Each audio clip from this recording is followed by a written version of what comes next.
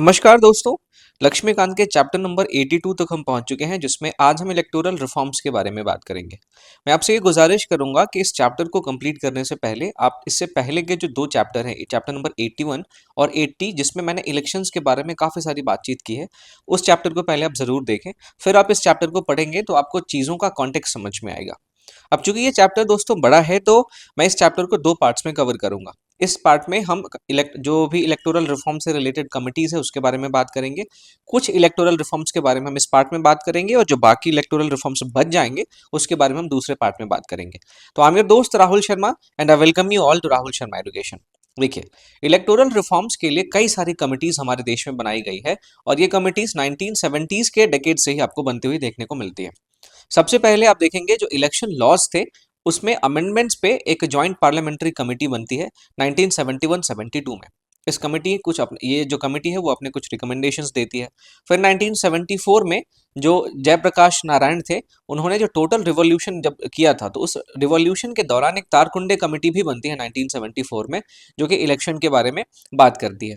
फिर उसके बाद आप देखेंगे कि दिनेश गोस्वामी कमेटी बनती है, और इन्होंने भी इलेक्टोरल रिफॉर्म्स के बारे में बात की, जो कि 1990 की कमेटी थी। फिर आपको वोहरा कमेटी देखने को मिलती है, जो इस बात पे फोकस करती है कि किस तरीके से क्राइम और पॉलिटिक्स, इन दोनों के बीच में एक नेक्सस देखने को मिलता है, एक गठबंधन देखने को मिलता है, और इस वोहरा कमेटी को 1993 में एस्टैब्लिश किया गया था। उसके अलावा फिर जो इलेक्शन कमीशन ऑफ इंडिया है, उसने भी इलेक्टोरल रिफॉर्म्स से रिलेटेड कुछ 1998 में रिकमेंडेशंस दिए थे, तो वो भी इलेक्टोरल रिफॉर्म्स में हम आपको देखने को मिलेगा। फिर आप देखेंगे इंद्रजीत गुप्ता कमेटी थी, जिसने कि स्टेट फंडिंग ऑफ इलेक्शंस 1998 के बारे में बताया था। इसमें इलेक्शन की फंडिंग में जो स्टेट है उसका किस तरीके से इस्तेमाल होता है उसके बारे में इसमें बताया गया था। साथ ही साथ आप देखेंगे जो लॉ कमीशन है, उसने भी इलेक्टोरल लॉज के ऊपर जो भी रिफॉर्म्स होने चाहिए उस पर अपनी एक रिपोर्ट पेश करी थी 1999 में। इसके साथ साथ जो नेशनल कमीशन एक बनाया गया था, जो कि कॉन्स्टिट्यूशन के वर्किंग को रिव्यू करने के लिए बनाया गया था, उसमें भी आप देखेंगे कि एम एन वेंकट चलैया इसके चेयरमैन थे। इन्होंने भी कुछ इलेक्टोरल लॉज को रिफॉर्म करने की बात करी थी। 2004 में इलेक्शन कमीशन ऑफ इंडिया ने एक और इलेक्टोरल रिफॉर्म से रिलेटेड जो रिपोर्ट है उसको प्रपोज किया। फिर जो सेकंड एडमिनिस्ट्रेटिव रिफॉर्म कमीशन था, उसने भी 2007 में एक रिपोर्ट पेश किया, और इस सेकंड एडमिनिस्ट्रेटिव रिफॉर्म कमीशन को हेड कर रहे थे वीरप्पा मोइली। फिर आप देखेंगे कि जेएस वर्मा कमेटी 2013 में आपको बनती हुई दिखती है, जो कि क्रिमिनल लॉज में किस तरीके से अमेंडमेंट हुआ था उस पर बात करती है। साथ ही साथ जो लॉ कमीशन है उसकी दो रिपोर्ट आपको ध्यान में रखनी है। एक रिपोर्ट जो 244th रिपोर्ट है, जो कि इलेक्टोरल डिस्क्वालिफिकेशंस के बारे में बात करती है, और ये रिपोर्ट 2014 में आई थी। और फिर लॉ कमीशन ने 255वीं रिपोर्ट भी इलेक्टोरल रिफॉर्म्स के ऊपर पेश करी थी। इसके अलावा भी आपको कई सारी कमिटीज और कई सारे कमीशंस जो हैं वो इलेक्टोरल रिफॉर्म्स के ऊपर देखने को मिल जाते हैं।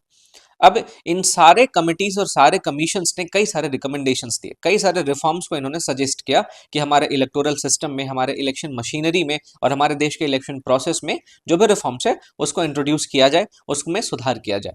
तो जितने भी रिफॉर्म्स इन सारे कमिटीज और कमीशंस ने सुझाए हैं, उन सारे रिकॉर्ड्स को हम मेनली चार हेडिंग्स के थ्रू समझ सकते हैं। सबसे पहले कि 1996 से पहले के कौन कौन से रिफॉर्म हुए, उसके बाद 1996 में कौन कौन से इलेक्टोरल रिफॉर्म्स हुए, फिर 1996 के बाद कौन कौन से इलेक्टोरल रिफॉर्म्स हुए, और फिर 2010 के बाद से अभी तक कौन कौन से इलेक्टोरल रिफॉर्म्स हुए। तो सबसे पहले दोस्तों हम समझेंगे कि 1996 से पहले के इलेक्टोरल रिफॉर्म्स कौन कौन से हुए। आप ध्यान दीजिएगा, सबसे पहले आपको देखना है कि 1996 से पहले का जो 1988 में एक अमेंडमेंट आया था, जिसको हम 61st अमेंडमेंट कहते हैं। ये एक कॉन्स्टिट्यूशनल अमेंडमेंट था। इस 61st अमेंडमेंट ने जो वोटिंग एज था उसको कम कर दिया। पहले आपको वोटिंग एज 21 ईयर्स देखने को मिलता था।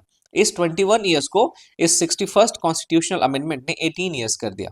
अब इसका फायदा ये हुआ दोस्तों कि हमारे देश में जो नंबर ऑफ वोटर्स हैं, इन नंबर ऑफ वोटर्स में बहुत ज्यादा आपको इंक्रीज देखने को मिलता है। तो 1988 में चूंकि ये किया गया था, तो 1988 तक आपको ये देखने को मिलेगा कि हमारे देश में जो इलेक्शन कमीशन ऑफ इंडिया है वो एक सिंगल मेंबर बॉडी हुआ करता था। अब चूंकि इस अमेंडमेंट के बाद आपको नंबर ऑफ वोटर्स में बहुत ज्यादा इंक्रीज देखने को मिलता है, तो जाहिर सी बात है कि एक आदमी के बस की बात नहीं थी कि वो इतने नंबर ऑफ वोटर्स को मैनेज कर पाए। तो इसलिए जो इलेक्शन कमीशन ऑफ इंडिया का जो चीफ इलेक्शन कमिश्नर होता है, चीफ इलेक्शन कमिश्नर जो होता है, इसकी मदद करने के लिए हम देखते हैं 2 अदर कमिश्नर्स का भी अपॉइंटमेंट होने लग गया। और इन तीनों का अपॉइंटमेंट कौन करता है? प्रेसिडेंट करता है, जिसके बारे में मैंने आपसे बहुत डिटेल में पहले डिस्कस किया हुआ है। तो पहला रिफॉर्म आपको देखने को मिलेगा कि वोटिंग एज को कम कर दिया गया, और ये कम कैसे किया गया, 21 से घटा करके 18 किया गया। ठीक बात है। चलिए, फिर उसके बाद आपको दूसरा देखने को मिलेगा रिफॉर्म कि 1989 में एक प्रोविजन लाया गया, और उस प्रोविजन में यह कहा गया कि इलेक्शन प्रोसेस में जो भी स्टाफ इंगेज्ड होते हैं वो इलेक्शन कमीशन के डेप्यूटेशन पे होंगे, जितने भी टाइम वो इलेक्शन के प्रोसेस में इन्वॉल्व होते हैं उतने टाइम तक। ठीक है, तो वो गवर्नमेंट ऑफ इंडिया के डेप्यूटेशन पे नहीं होते हैं, वो इलेक्शन कमीशन के डेप्यूटेशन पे होंगे जब तक वो इलेक्शन प्रोसेस में अपने आप को इंगेज करके रखते हैं। तो दूसरा तो रिफॉर्म ये किया गया। ठीक बात है। तीसरा जो था रिफॉर्म वो ये था कि जो प्रपोजर्स होते हैं उनके नंबर्स को इंक्रीज कर दिया गया। दरअसल जब आप राज्यसभा या फिर स्टेट लेजिस्लेटिव काउंसिल के लिए इलेक्शन लड़ते हैं तो आपको कुछ प्रपोजर्स को अपने साथ लेके जाना पड़ता है, जो आपके नॉमिनेशन के टाइम में आपके लिए जो है वो सिग्नेचर करता है। इसके अलावा कुछ सेकेंडर्स भी चाहिए। तो प्रपोजर्स और सेकेंडर्स जो है उनके नंबर्स को आप देखेंगे जो है बढ़ा दिया गया था। ऐसा इसलिए किया गया था ताकि जो नॉन सीरियस कैंडिडेट हैं वो पहले ही राज्यसभा में इलेक्शन में पार्टिसिपेट ना करें। तो इसलिए जो ये नंबर है, नंबर ऑफ प्रपोजर्स है, इसको बढ़ा के 10 कर दिया गया 1989 में, जो कि राज्यसभा में इलेक्शन के लिए और स्टेट लेजिस्लेटिव काउंसिल के इलेक्शन के लिए दोनों के लिए एप्लीकेबल होगा। और आपको ध्यान में रखना है कि हमारे सेंट्रल लेवल पे जो राज्यसभा है वो अपर हाउस है, और हमारे स्टेट के लेवल पे जो स्टेट लेजिस्लेटिव काउंसिल है वो अपर हाउस की तरह काम करता है। ठीक बात है। चलिए, अगला रिफॉर्म ये था कि ईवीएम को इंट्रोड्यूस किया गया।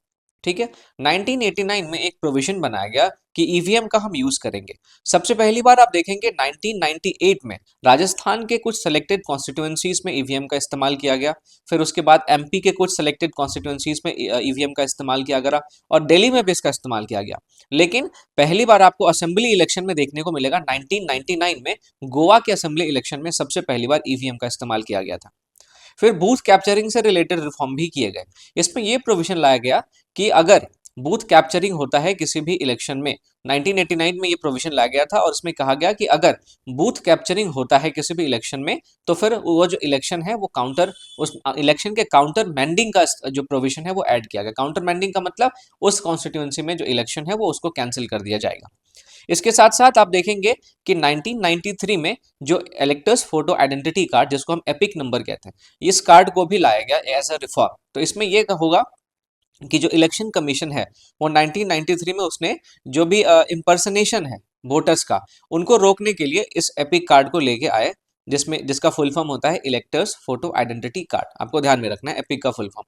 और इसको इसलिए लाया गया ताकि जो मतलब दूसरे के नाम पे जब लोग जाके वोट गिरा देते तो उसको रोका जा सके, है ना।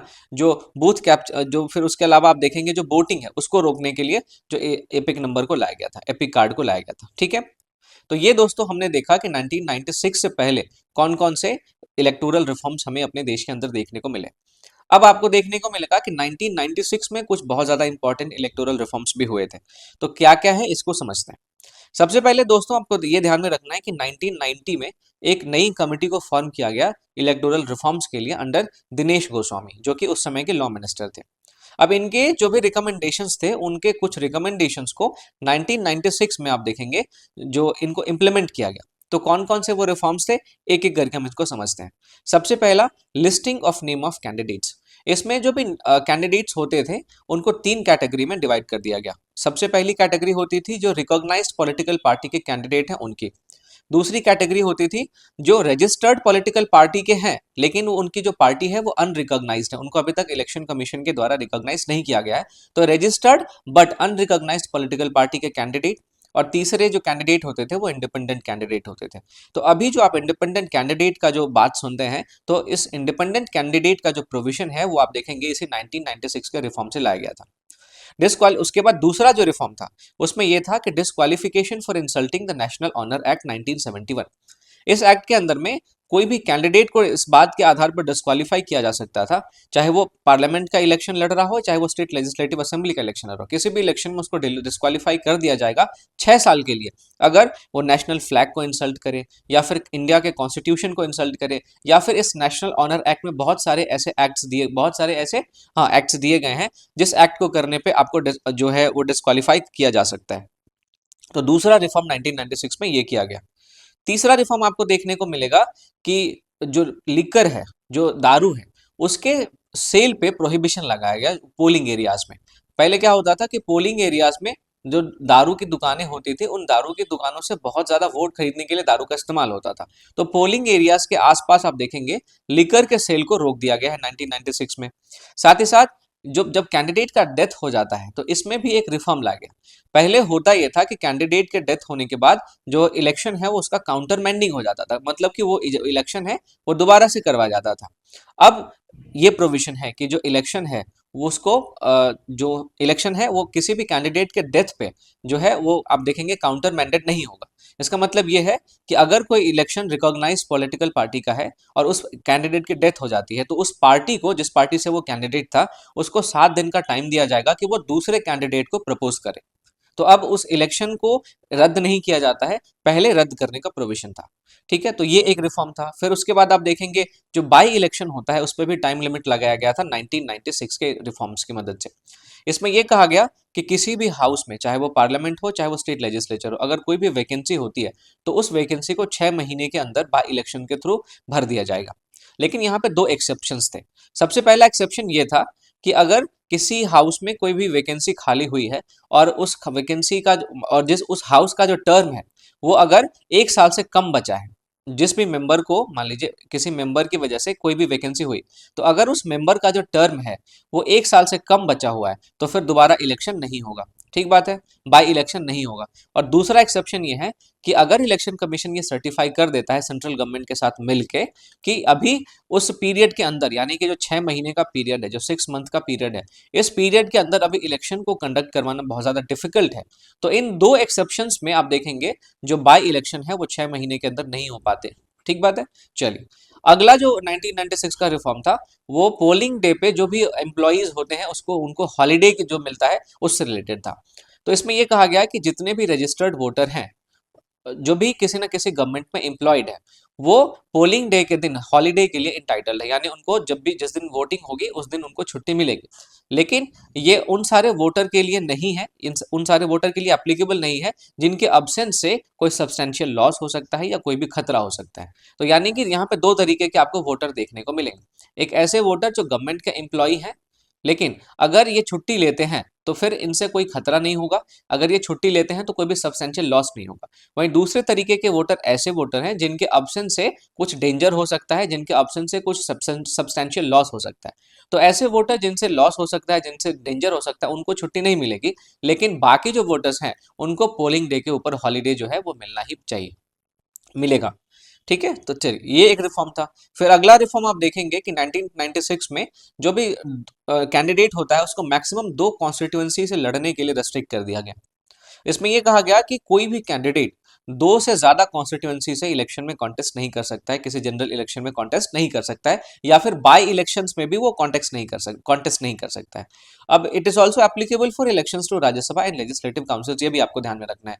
चाहे वो राज्यसभा का इलेक्शन हो, चाहे वो लोकसभा का इलेक्शन हो, चाहे वो लेजिस्लेटिव काउंसिल का इलेक्शन हो, चाहे वो लेजिस्लेटिव असेंबली का इलेक्शन हो, चाहे वो बाई इलेक्शन हो, इनमें से किसी भी इलेक्शन में कोई भी कैंडिडेट 2 से ज्यादा कॉन्स्टिट्यूएंसी से इलेक्शन नहीं लड़ सकता। ऐसा 1998 में प्रोविजन लाया गया। ठीक बात है। चलिए, फिर उसके बाद प्रोहिबिशन ऑफ आर्म से रिलेटेड भी एक रिफॉर्म लाया गया। इसमें यह कहा गया कि किसी भी पोलिंग स्टेशन के नेबरहुड में कोई भी आर्म के साथ एंटर नहीं करेगा, और अगर कोई ऐसा करता है तो ये कॉग्निजेबल ऑफेंस होगा। कॉग्निजेबल ऑफेंस का मतलब इसके लिए आपको जेल की सजा भी हो सकती है, और इसके लिए आपको जो आर्थिक दंड है, जो पैसे हैं, वो भी आपको देना पड़ सकता है। लेकिन ये जो आप देखेंगे जो कौन ऑफिसर आरओ होते हैं, प्रिजाइडिंग ऑफिसर, जो रिटर्निंग ऑफिसर होते हैं, जो प्रिजाइडिंग ऑफिसर्स होते हैं, या फिर जो पुलिस के पर्सोनेल है, उन पे एप्लीकेबल नहीं होता। ठीक बात है। ये आम पब्लिक के लिए प्रोहिबिशन ऑफ आर्म्स का जो रिफॉर्म था वो लाया गया था। तो ये दोस्तों 1996 के वो सारे इंपॉर्टेंट रिफॉर्म्स थे जिसके बारे में मैंने आपसे बात की। मैं उम्मीद करता हूं कि इन सारे रिफॉर्म्स के बारे में आप समझ पाए होंगे। अगला जो रिफॉर्म आपको देखने को मिलेगा वो 1996 के बाद का है। तो अभी तक हमने दो हेडिंग को समझा, और इन दो हेडिंग्स में सबसे पहले हमने 1996 से पहले के क्या क्या रिफॉर्म्स हुए हैं उसके बारे में समझा। फिर हमने देखा कि 1996 में बहुत सारे इंपॉर्टेंट रिफॉर्म्स हुए, उसको देखा। अब हम 1996 के बाद और 2010 से पहले जो भी इंपॉर्टेंट इलेक्टोरल रिफॉर्म्स हुए हैं उसके बारे में बात करेंगे। सबसे पहले आप देखेंगे कि प्रेसिडेंशियल और वाइस प्रेसिडेंशियल इलेक्शन से रिलेटेड रिफॉर्म लाया गया। इसमें जो भी इलेक्टर्स होते हैं उनके नंबर्स को इंक्रीज कर दिया गया, 10 से 50 कर दिया गया प्रेसिडेंट के लिए, और 5 से 20 कर दिया गया वाइस प्रेसिडेंट के लिए। ठीक बात है। देखिए, जब कोई भी कैंडिडेट प्रेसिडेंसी के लिए नॉमिनेशन भरता है तो उसको कुछ इलेक्टर्स की जरूरत पड़ती है। तो पहले ये 10 इलेक्टर्स जरूरी थे, अब इन 10 को बढ़ा के 50 इलेक्टर्स कर दिए गए। ठीक बात है। वहीं वाइस प्रेसिडेंसी के लिए अगर किसी को भी इलेक्शन लड़ना है तो उसको 5 इलेक्टर्स की जरूरत होती थी जो उसके साथ जाके सिग्नेचर करते थे। अब इस 5 को बढ़ा के 20 कर दिया गया।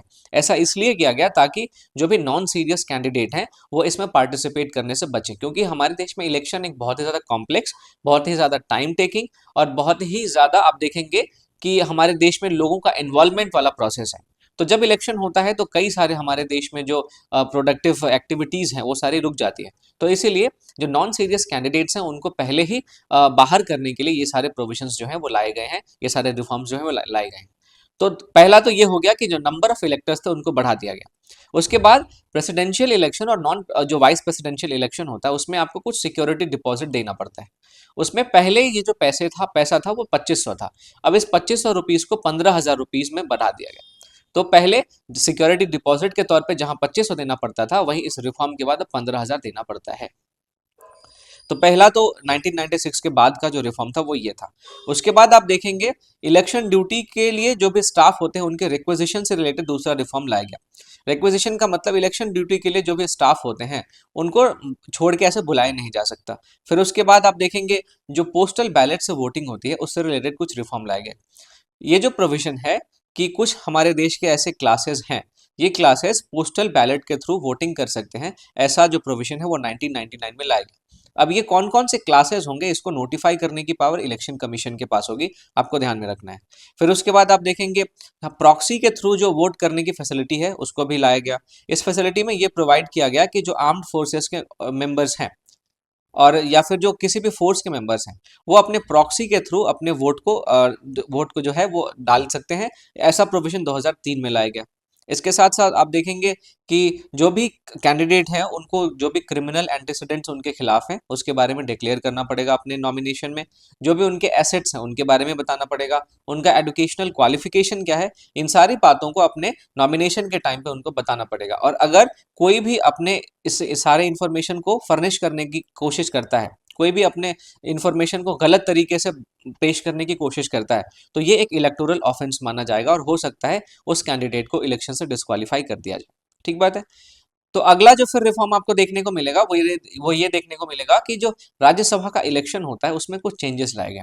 तो राज्यसभा के इलेक्शन में दरअसल दो चेंजेस लाए गए थे। सबसे पहला ये था कि पहले ये रिक्वायरमेंट होती थी कि आप जिस स्टेट से राज्यसभा में जाना चाहते हैं आपको उस स्टेट का डोमिसाइल होना चाहिए, आपको उस स्टेट में ही रहना पड़ेगा, आप उस स्टेट के जो है वो होने चाहिए। लेकिन ये जो डोमिसाइल का रिक्वायरमेंट था इसको अब राज्यसभा के इलेक्शन में उसको हटा दिया गया। ठीक बात है। फिर साथ ही साथ राज्यसभा में आप देखेंगे जो सीक्रेट बैलेट का सिस्टम था उसको ओपन बैलेट सिस्टम से इंट्रो जो है उसको रिप्लेस कर दिया गया। अब इसको इसलिए रखा गया ताकि जो क्रॉस वोटिंग होती थी और जो भी मनी का पावर देखते हैं, जब राज्यसभा का इलेक्शन होता था उसमें मनी पावर की वजह से क्रॉस वोटिंग बहुत ज्यादा होती थी। तो इस क्रॉस वोटिंग को रोकने के लिए जो सीक्रेट बैलेट था उसको ओपन बैलेट सिस्टम से जो है वो रिप्लेस कर दिया गया। तो ये दो चेंजेस आपको राज्यसभा के इलेक्शन में देखने को मिलेंगे। ठीक है।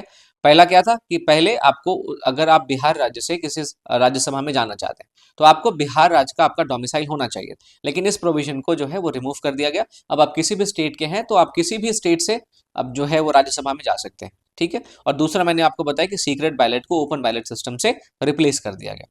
अगला जो दोस्तों रिफॉर्म लाया गया था वो ये था कि जो ट्रैवलिंग एक्सपेंडिचर होता है उसको इलेक्शन एक्सपेंसेस से 2003 में हम देखते हैं कि माइनस कर दिया गया। इसका मतलब यह है कि पहले जो ट्रैवलिंग एक्सपेंडिचर होता था वो ट्रैवलिंग एक्सपेंडिचर इलेक्शन एक्सपेंस में शामिल कर लिया जाता था, लेकिन अब इसको इलेक्शन एक्सपेंस में से एग्जेम्प्ट कर दिया गया। इसका मतलब यह है कि अगर कोई ट्रैवल करने पे खर्चा करता है तो वो आपके इलेक्शन के एक्सपेंस में नहीं जोड़े जाएंगे। अब देखिए हर एक कैंडिडेट को कुछ लिमिट होता है, उसी लिमिट के अंदर में इलेक्शन का एक्सपेंस करना होता है। ये चूंकि हालांकि कागज पे ये लिमिट होता है, आप अगर प्रैक्टिकली देखेंगे, रियल में देखेंगे तो इसमें बहुत ज्यादा जो पैसे लोग खर्च करते हैं, इस लिमिट से बहुत ज्यादा पैसे खर्च करते हैं। तो इसी लिमिट के अंदर में पहले इस टाइम ट्रैवलिंग एक्सपेंडिचर को भी ऐड कर लिया जाता था, अब उसको लिमिट से बाहर ऐड किया जाता है। ठीक बात है। साथ ही साथ आप देखेंगे कि ये भी रिफॉर्म लाया गया कि जो रिकॉग्नाइज्ड पॉलिटिकल पार्टीज के कैंडिडेट्स हैं उनको फ्री सप्लाई किया जाएगा जितने भी इलेक्टोरल रोल्स हैं, यानी कि जो वोटर लिस्ट है, किस कॉन्स्टिट्यूएंसी में कितने वोटर हैं, किस कॉन्स्टिट्यूएंसी में किस कैटेगरी के वोटर कितने ज्यादा हैं, उन सब का जो लिस्ट होता है और ये जो फैसिलिटी होती है इलेक्टोरल रोल्स को फ्री सप्लाई करने की, वो फैसिलिटी आपको केवल रिकॉग्नाइज्ड पॉलिटिकल पार्टीज के कैंडिडेट्स को ही देखने को मिलती है। अब ये जो पार्टीज होते हैं वो अपनी स्ट्रैटेजी को इन इलेक्टोरल रोल्स के बेस्ड पे बनाते हैं कि उस कॉन्स्टिट्यूएंसी में किस तरीके के वोटर्स हैं, उस कॉन्स्टिट्यूएंसी में किस एज ग्रुप के वोटर्स हैं। तो उन सारे एज ग्रुप को टारगेट करके, उस कॉन्स्टिट्यूएंसी के वोटर्स के एज ग्रुप को ध्यान में रखते हुए कि उस एज ग्रुप की क्या ज़रूरत है, उन सारी ज़रूरतों को ध्यान में रखते हुए ये रिकॉग्नाइज्ड पॉलिटिकल पार्टीज अपनी स्ट्रैटेजी को फॉर्म करते हैं और फिर जाके इलेक्शन में कॉन्टेस्ट करते हैं, तो ये इंपॉर्टेंट हो जाता है। इसके बाद एक रिफॉर्म ये भी लाया गया कि पार्टीज कितना कंट्रीब्यूशन एक्सेप्ट कर सकते हैं। तो आपको ध्यान में रखना है कि पार्टीज जो हैं वो कंट्रीब्यूशन को तो एक्सेप्ट कर सकते हैं, लेकिन अगर 20,000 से ज़्यादा का कोई भी कंट्रीब्यूशन है तो उनको इलेक्शन कमीशन ऑफ इंडिया को रिपोर्ट करना पड़ेगा, ताकि जो उनका इनकम टैक्स रिलीफ का क्लेम है वो ऐसा वो कर सके। इसके लिए उनको इलेक्शन कमीशन ऑफ इंडिया को रिपोर्ट करना पड़ता है। इसके अलावा जो रिकॉग्नाइज्ड पॉलिटिकल पार्टी है उसके कैंडिडेट्स को अपने पास्ट परफॉर्मेंस के बेस पे इलेक्ट्रॉनिक मीडिया में आप देखेंगे कैंपेन करने के लिए टाइम का एलोकेशन करने का भी प्रोविजन लाया गया है।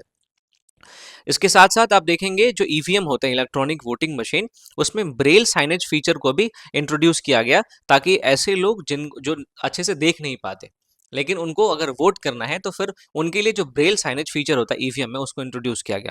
सबसे पहले इस फीचर को 2004 में आंध्र प्रदेश में आप यूज होता देखेंगे, फिर national capital territory of Delhi में आप देखेंगे 2008 में इसको यूज किया गया, और 15th लोकसभा इलेक्शंस में 2009 में इसको सबसे पहले यूज किया गया था।